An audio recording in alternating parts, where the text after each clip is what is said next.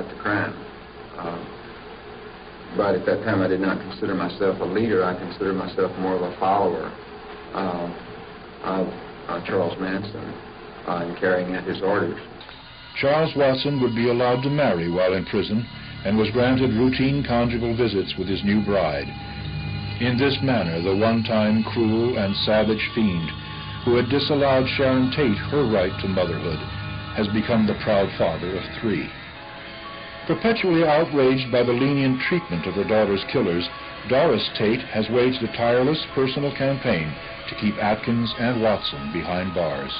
Her emotional testimony at each of their parole hearings has proven quite effective to date, despite a mind-boggling recent development in which the daughter of Charles Watson's victim, Rosemary LaBianca, announced that she had faith in his alleged reformation and would like to see him freed. In addition to the inevitable autobiographies by those directly associated with Manson, over the years there have been a multitude of other diverse and bizarre literary impressions of the case. The published love letters of a longtime pen pal, a portrait of the Manson women by a female therapist who states they have only themselves to blame, a maudlin plea for Christian forgiveness by the wife of a Manson juror, and the thoroughly absurd crackpot theory alleging that Manson was one of a number of satanic hitmen linked to the New York murders of David, son of Sam Berkowitz. The grisly revelations made during the sensational Manson trial also generated a rash of exploitation films depicting maniacal gurus directing teenagers in orgies of lust and murder. Some of the films would go so far as to make specific references to the Tate slayings in their promotional campaigns.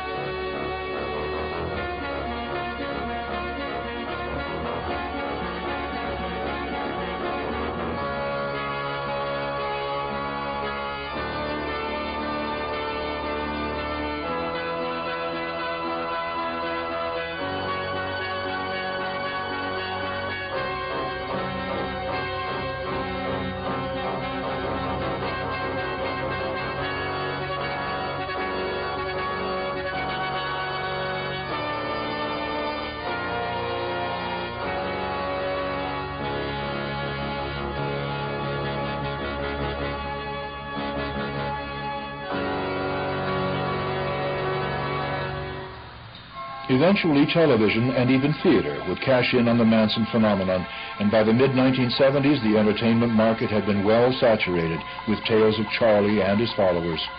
Without the promise of new developments, the material was becoming too familiar to audiences. Perhaps it was the fear that the interest in the Manson cause would die without a fresh headline that prompted ever-loyal Lynette Squeaky Fromm to action. In 1975 in Sacramento, Fromm would capture national attention by pointing a handgun at President Gerald Ford. The president came down the walk and everyone was shaking his hand, and he came up to me and he shook my hand, and all of a sudden he grabbed away, and all of a sudden the Secret Service men were on this girl that was standing 2 people away from me. The girl standing next to me fell to the ground, and the next thing I know, they were rushing the president off, and they had in custody this girl that had supposedly had a concealed weapon in her purse. There was no shot fired? No shot fired. I saw a hand coming up behind several others in the front row, and obviously there was a gun in that hand. I then saw almost instantaneously very quick and very effective action by the Secret Service in taking care of the matter. Fromm would again make news on Christmas Eve 1987 with a 48-hour escape from Alderson Prison in West Virginia. Her role as chief spokesman for the Manson clan has changed little over the years. She's one of the most vocal champions of Charles Manson's grassroots environmental movement, ATWA, dedicated to the preservation of air, trees, water, and animals. In recent months, longtime Manson devotee Sandra Good has been the driving force behind a valiant fight to save Vermont's Lake Champlain from the ravages of paper mill toxins. It is perhaps difficult to imagine that ecological awareness would be a chief concern of a man who has spent 3/4 of his life in cages of concrete and steel. Yet it is precisely this enigmatic nature that has made Charles Manson a source of endless fascination to broadcasters, the press, and the public alike.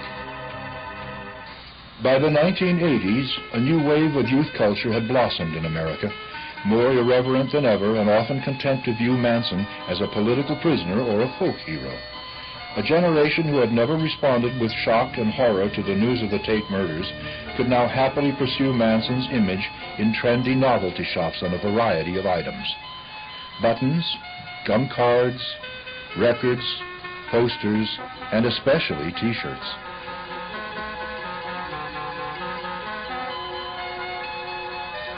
Weekly supermarket tabloids have also repeatedly explored Manson's legacy on both factual and highly dubious terms. And in the modern-day art community, Manson's mythos abounds in innumerable works, many of which depict him as a classically heroic figure. But the artwork that is most prized among the new cult of Manson admirers is that of Manson himself, whether it be bootleg recordings of his music made in his prison cell, or sketches and colorful string art figures made from the yarn in his socks. It's playing game like a game I'm playing each day. I got 1,000 years on the tears of fears keep crying my convict's mind in your way, and it goes just to say, better get on board.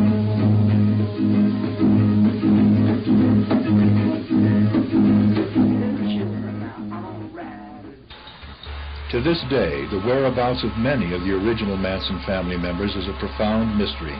We know, however, that some went on to further adventures. Some choose to remain reclusive. One has died of cancer, and to date, one convicted murderer has been paroled.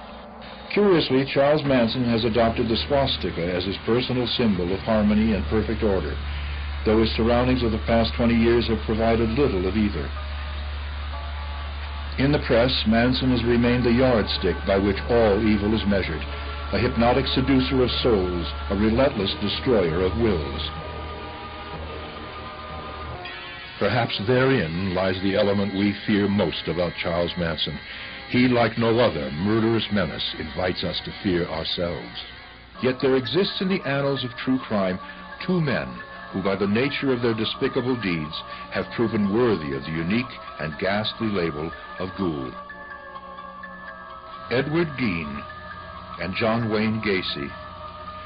While their names may not be as familiar as those of Charles Manson, Richard Speck, or Ted Bundy, these two murderous Midwesterners have combined to carve the most twisted, horrific, and spine-tingling legacy in the history of modern crime.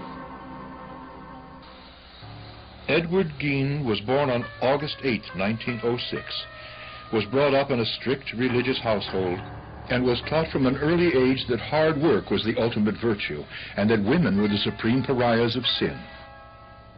Gein's father was a farmer and part-time tanner who moved the family to Plainfield, Wisconsin, and began working sun-up to sundown on his 160-acre field, leaving Edward's mother to become the seminal influence on his developing years. She taught Edward, among other things, that God was planning to destroy the world because women wore lipstick.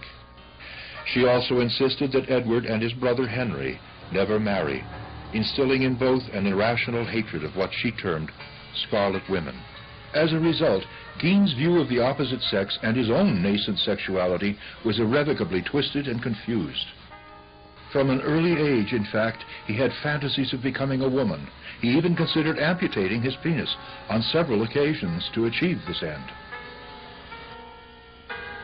Edward was 36 when his father died in 1940.